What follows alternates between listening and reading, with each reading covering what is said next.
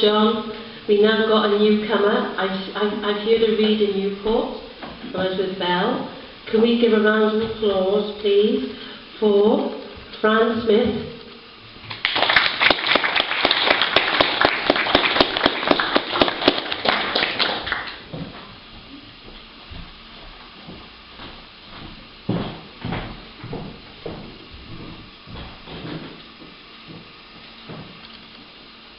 I liked Belle's line, I never thought words would come to me.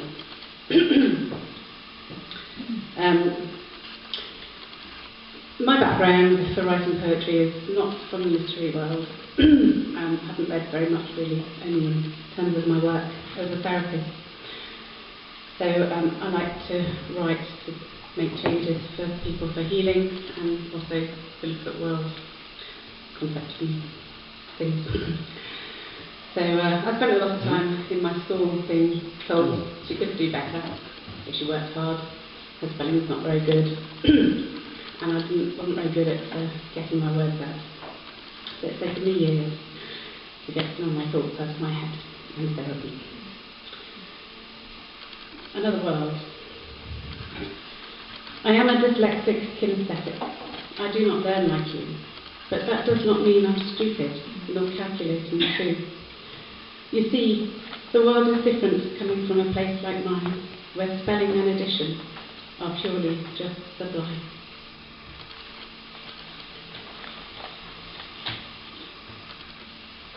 The next poem is about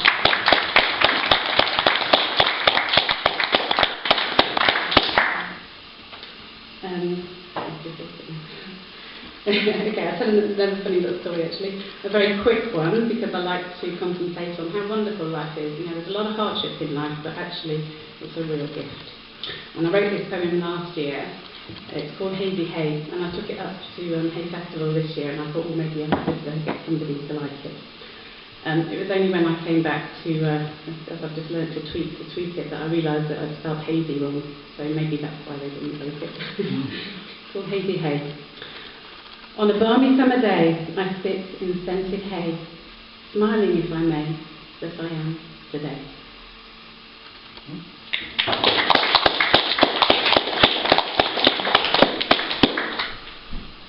My next one is for the young people. Here.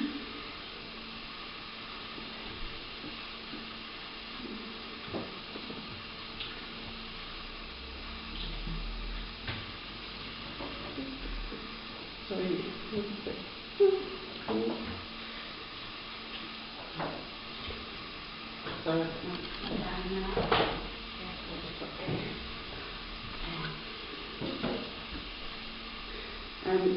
this one came to me from one of my sons who was at university, and he had a party and all his friends were around. And one of them said to me, you know, they told us that we won't be able to buy our own houses. And I thought, it doesn't give much hope, does it, to people? So this one's about hope. Called Lonely Student, NSGB, not so Great Britain. I'm sorry to hear you say you have had to pay all your money to be taught you won't be able to buy your own home, and you have to have a loan to pay for your education and your student castle. Your parent property developers making and marketing education for their pension, and second and third and 10th homes. Paying for the manipulation of markets to keep you down. You may well frown. Botox won't smooth away that worry. The burden, the hopelessness, of course, immorality. Drink and smoke, take and dope. Have a good time, it's better not to whine. The burden is heavy, too heavy to bear for a generation of good kids who want to care. Who work hard, train hard, and toe the line of respectability, examined, tested, and sold out to the end of capitalism, of greed and the selfish need of superiority, success, and affluence that is superficial to stress, created by their governing teachers and their parents, never attaining to enough knowledge to be good enough. Churn out more knowledge, and confused to a state of no accurate knowledge, and no truth. What sort of parenting is this? Working so hard you don't know your kids, treat them as an income. Well, that is not fair income. Feeding manufactured food and wondering why they get a mood, cancer, ME and low energy. You see, money is not utility, and only with humility can we change this world's ability and offer a hopeful future to our children, to have a home and a partner.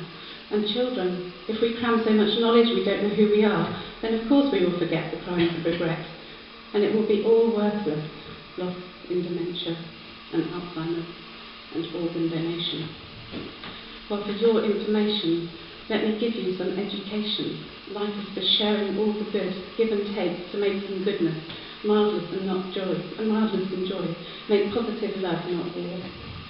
Not just sex, have patience, faith and trust, with self-control and love, for heaven on earth, for paradise, Eden for all, equality, for harmony between all kinds, mutual respect in order to connect, for faith in man being kind, and then we can put back the selfish hurt of primitive fearful man.